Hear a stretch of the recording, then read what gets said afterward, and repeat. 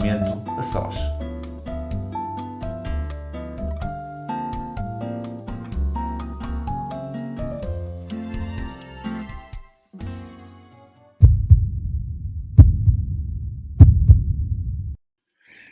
Olá a todos, sejam bem-vindos a mais um episódio do podcast Momento a Sós. Vamos ter mais uma conversa pessoal, tranquila, informal, sobre maternidade, sobre crianças, mas acima de tudo sobre uma mãe especial. Eu tenho o prazer de apresentar... Doutora, eu estou a ouvir, tenho só passar o meu cartão da RTP, ok? Está bem. Tenho só o prazer de anunciar a minha convidada de hoje, que é uma das caras mais conhecidas da televisão portuguesa, uma cara forte da RTP, e, portanto, apresenta a Tânia Ribas de Oliveira, que dispensa apresentações, passo aqui a redundância. Muito obrigado por ter aceito o meu convite. Obrigada eu. Está a fazer este programa literalmente em andamento, mas com todas as condições de segurança, não é? Portanto... As mãos estão só dedicadas às mudanças e ao volante. Está tudo parado. Perfeito. Vamos então começar esta nossa conversa. O objetivo, como eu expliquei há bocadinho, é ser uma conversa pessoal, mas acima de tudo uma conversa que foca algum tema que a Tânia, enquanto mãe, acha importante, ou alguma dificuldade, alguma história, ou algum assunto que acha importante reforçar. E, portanto, passava-lhe a bola e passava-lhe a bola para o seu SOS, para o seu tema, o que é que gostaria de falar hoje?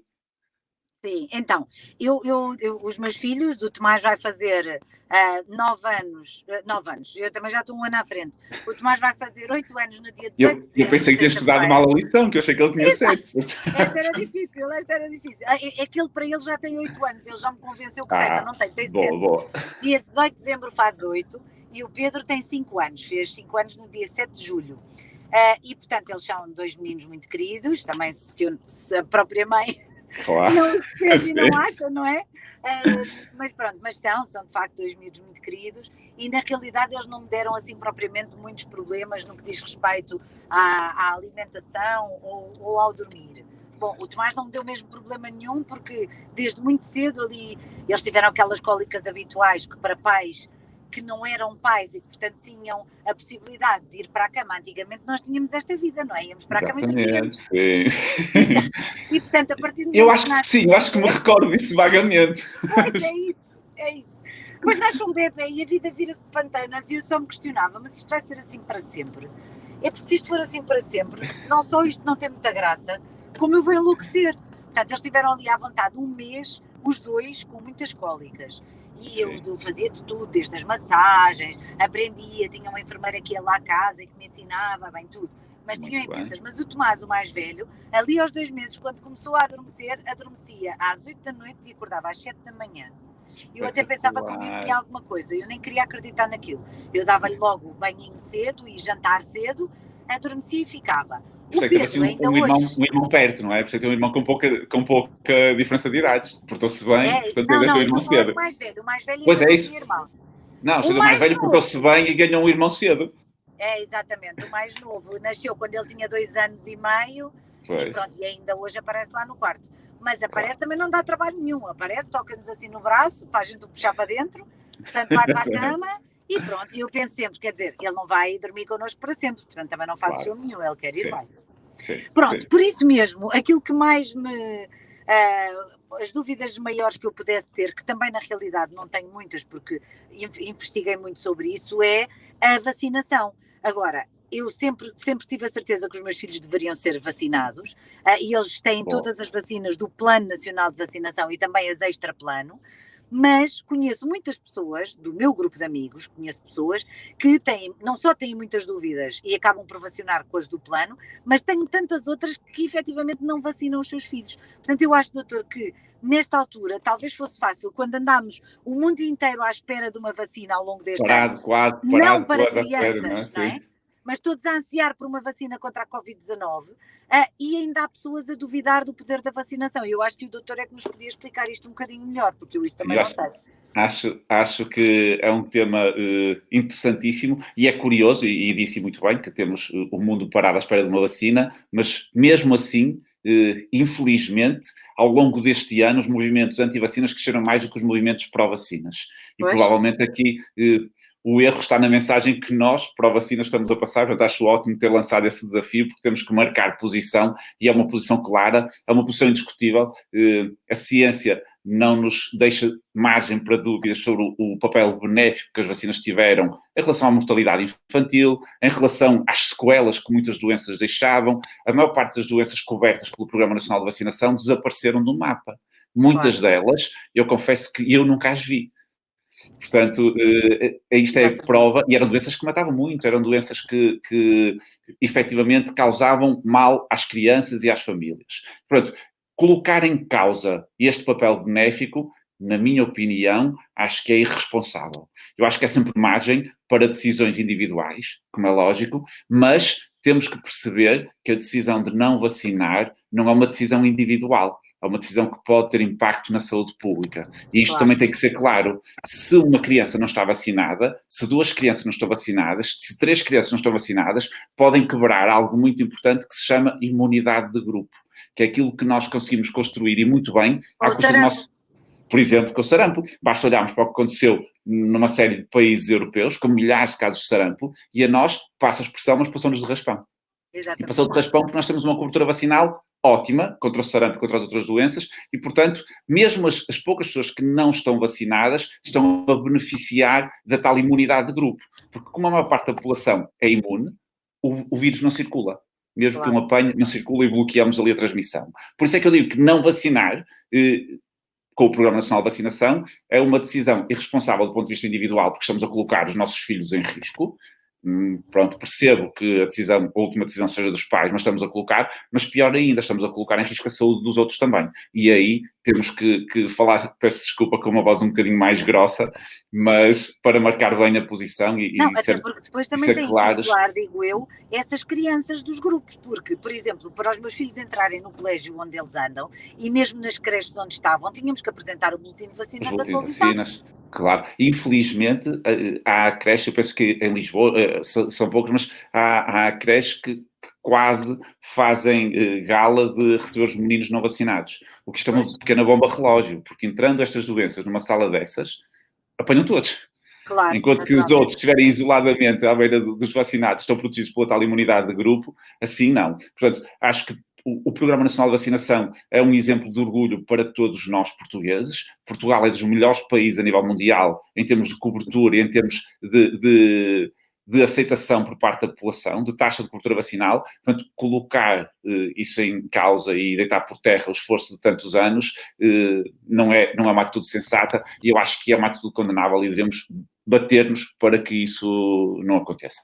Claro. No seu caso, pelo que eu percebi, nunca teve dúvidas sobre o papel benéfico das vacinas. Não dúvidas, não. Para já, porque também gosto de me informar sobre os temas e, portanto, lia muito. E depois, graças à minha profissão, doutor, não é? Porque, tal como já entrevistei o doutor mais do que uma vez, o doutor Hugo, entrevisto muitos médicos, muitos pediatras, e, portanto, estou sempre a par de tudo que se vai fazendo, e, portanto, sendo informada, nunca poderia ter uma atitude irresponsável. Agora, por exemplo, quando surge uma vacina nova, não vou negar que, como mãe, não tenho algumas dúvidas. No entanto, acabo por dar. Por exemplo, estas últimas da meningite, não é? Julgo que terá sido o ano passado, ou há 2 anos, que apareceram algumas mais específicas sobre a meningite. Sim. E a minha questão, e a questão que eu colocava à pediatra era, ok, mas isto é para uma meningite muito específica. Se ele tiver outra meningite qualquer, isto não abrange. Pois não, responde-me ela, mas é para uma meningite muito específica que pode matar. Pronto, exatamente. E um pai fica sem resposta. Claro, não é? Claro. É como a Covid. A Covid é muito querida para algumas pessoas, mas é muito má para outras. Claro. E esse ponto é muito importante de reforçar, porque, por exemplo, em relação à meningite, não existe uma meningite. Existem várias meningites consoante o micro-organismo que a causa. E cada vacina previne contra um tipo específico de micro-organismo. O que nós tentamos, e as vacinas que temos disponíveis, são vacinas que previnem contra os mais frequentes e contra os mais agressivos. Agora, uma vacina só, como não cobre todos, temos que ir vacinando com todas. No Programa Nacional de Vacinação já temos 2 vacinas contra meningites, que é este nome vai ser chinês para uma parte das pessoas, mas é o hemófilos influenza e o pneumococo, que uma parte das pessoas nem associam à meningite. Temos 3, o meningococo C, que já estava incluído, e agora desde outubro passamos a ter uma 4ª, que é o meningococo B. Fora ainda temos uma outra vacina que está fora do Programa Nacional de Vacinação, que previne contra outros 4 tipos de bactérias. Esta é uma vacina que previne contra 4 tipos de bactérias, que são outros tipos desta bactéria que se chama meningococo. O A, o C, o W e o Y, que é a tal mais recente. Mas eu gostava de pegar na sua questão ou preocupação que sentiu na altura quando veio uma vacina nova, e acho que era muito importante de esclarecer que nenhuma vacina entra no mercado, salvo agora esta da Covid, isto até tem sido uma questão muito levantada e muito discutida, mas nenhuma vacina entra no mercado sem anos e anos de investigação exaustiva.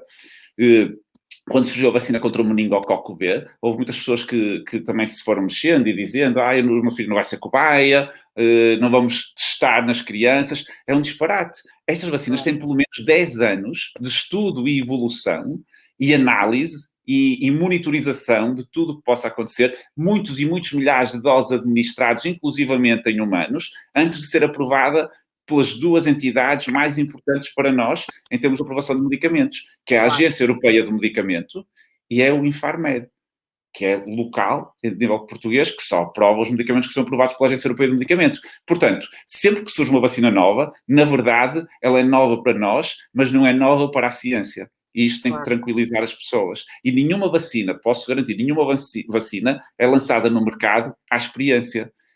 Tem que garantir 2 aspectos fundamentais. A segurança, que é desde logo o primeiro aspecto.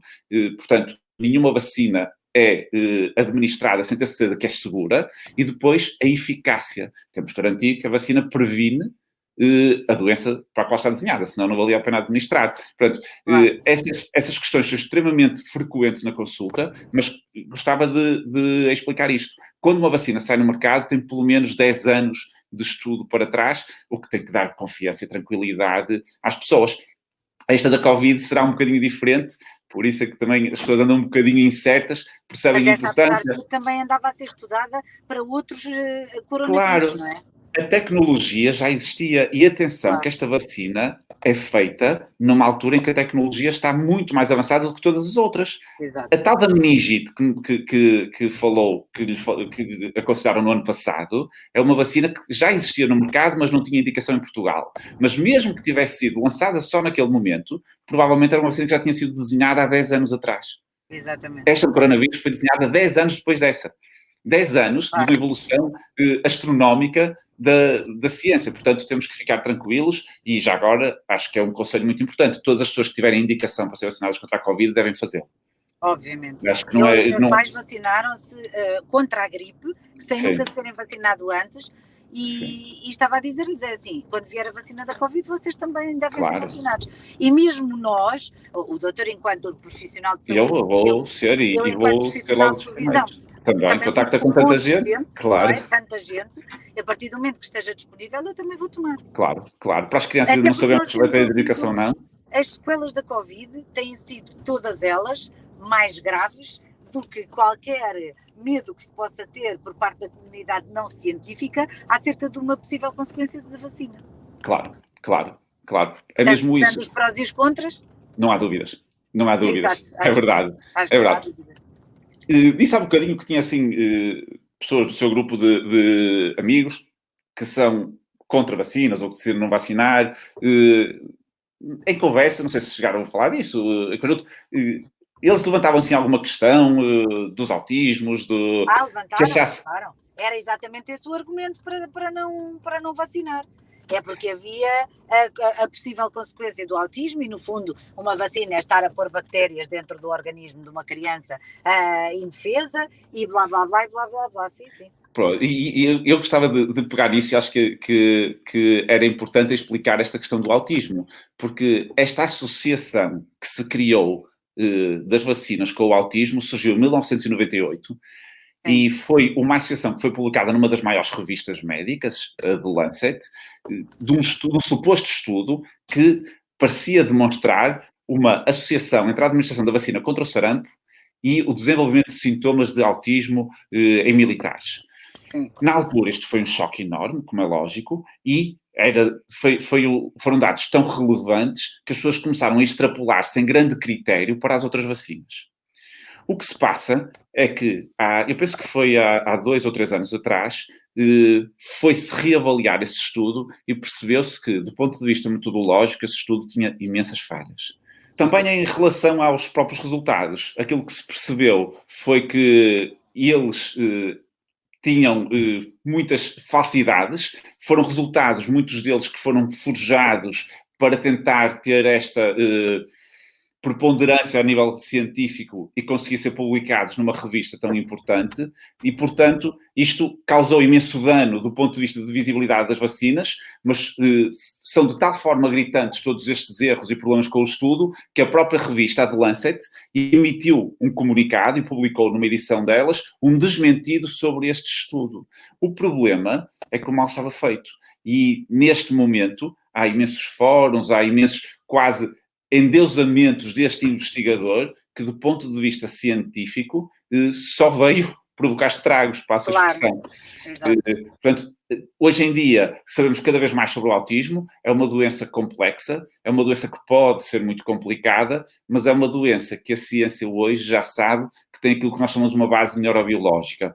Ou seja, vem programada nas células de quem tem, portanto, vem programada logo desde o nascimento, o que quer dizer que nós, com o ambiente, com as estimulações e com as interações, podemos condicionar um pouco o efeito, mas quem tem essa programação já de base. Portanto, não tem nada a ver com vacinas.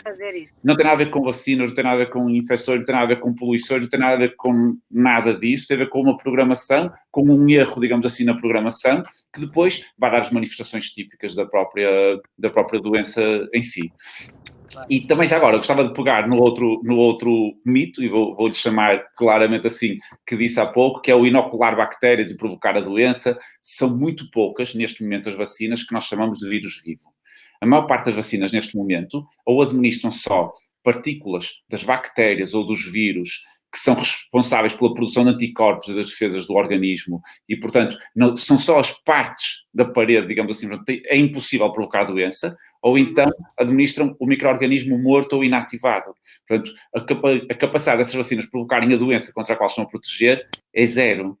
Okay. Há algumas exceções, são poucas, há 2 ou 3 vacinas que utilizam vírus vivos, mas mesmo estes vírus estão atenuados e a probabilidade de provocar doença é baixíssima. Podem provocar alguns sintomas parecidos com a doença, mas não provocam a doença completa, digamos assim, e permitem que o organismo responda às vacinas, produza os anticorpos, estimula as suas defesas para evitar que num contacto futuro com esse vírus ou com essa bactéria se desenvolva a doença com todas as consequências que possa ter. Conhecemos, claro.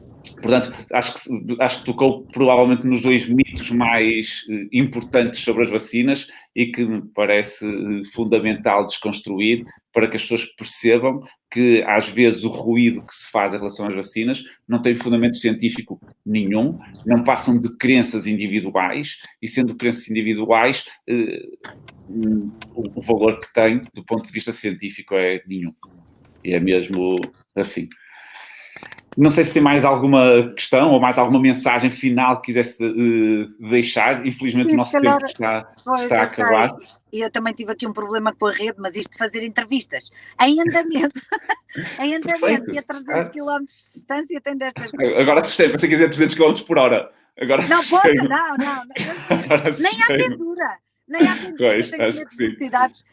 Não, aliás, é impossível em Lisboa a hora de Porto, ou no Porto, conseguirmos andar a mais de 30, não é? Sim. Bom, mas dizia eu, para já gostava muito de já Feliz Natal, não só ao Dr. Hugo, como a toda a sua equipe e a toda a sua família. Muito obrigado, igualmente. E aproveitar também, tentando colar aqui também o tema da vacinação, dizer a todas as pessoas que o seguem e que assistem a estas entrevistas que são tão úteis, que no que diz respeito à vacinação, eu acho que de facto nós devemos sempre entregar o conhecimento a quem estuda para o ter. Portanto, nós podemos ter opiniões e nós sabemos também que vivemos num mundo carregado de opiniões. Todas as pessoas têm uma opinião sobre tudo e mais alguma coisa. Normalmente têm mais opiniões sobre a vida dos outros do que sobre a sua própria vida, o que se torna depois muito grave até. Agora, olhemos para a nossa vida, o ideal é ler, informar-nos junto de fontes seguras e ler livros como deve ser, assistir a programas de televisão. Olha, eu conheço um ótimo à tarde na RTP. Eu também. mas assistir a programas de televisão credíveis e olharem para as coisas com olhos de ver e, portanto, perceberem que quem sabe é quem estuda pela matéria e a vacinação é, de facto, a única maneira de nós acabarmos com uma série de males que mataram outrora no mundo milhões e milhões de pessoas e olhar agora aqui um bocadinho para a Covid-19 e perceber que está a chegar a vacina porque todos esperavam e a ciência andou tão depressa que temos mesmo que confiar. Portanto, Feliz Natal e seguramente um feliz 2021, porque Sim. pior que este é impossível ser. Sim, concordo plenamente. Exato. Acho que essa mensagem é extremamente importante. Informem-se, na dúvida, questionem os profissionais de saúde. Não tenham medo de questionar. Claro, Questionem. claro. E um conselho também que eu acho que é crucial. Não propaguem informação sem ter certeza da fonte. Cada vez temos mais fake news e pode-vos parecer muito credível alguma informação sobre vacinas. Não divulguem informação sem saber a fonte, sem ter certeza que a fonte é uma entidade credível, porque senão vão estar a propagar uma informação falsa e vão estar a contribuir para uma corrente de descrença que, para além de ser errada, pode ser muito prejudicial mesmo. Claro. Tânia, muito obrigado. Obrigada, por este momento de partilha. Adorei conversar consigo mais uma vez. Agradeço imenso ter aceito este meu desafio. Disse-me logo que sim desde o início. Claro. E agradeço-lhe mesmo por isso. Portanto, felicidades e muito, muito obrigado. Muito obrigada, Dr. Hugo. Um beijinho para si. Conte sempre um comigo. Beijinho. Obrigada. Quanto a si que nos está a ouvir, para a semana, junte-se a nós para mais um Momento a Sós. Muito obrigado e até à próxima. Beijinho.